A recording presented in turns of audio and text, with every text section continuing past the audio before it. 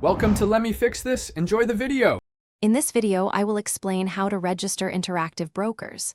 Start by gathering your ID, bank details, and tax forms before opening an account. Next, choose the appropriate account type and have your personal information ready for verification.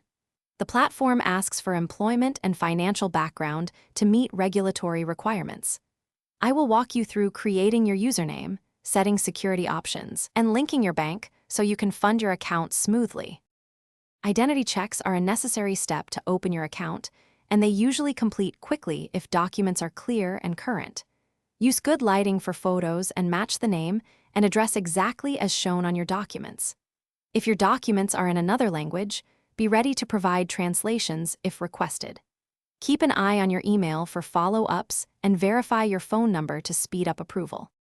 Once verified, link your bank to transfer funds and confirm microdeposits if required to enable withdrawals and deposits. Decide whether ACH or wire transfer fits your schedule and cost preferences, especially for international transfers. Fill out the correct tax form so withholding and reporting match your residency. I also recommend setting up 2FA and checking funding limits before placing trades to avoid surprises when you start trading. Thanks for watching. If you found this helpful, don't forget to like and subscribe.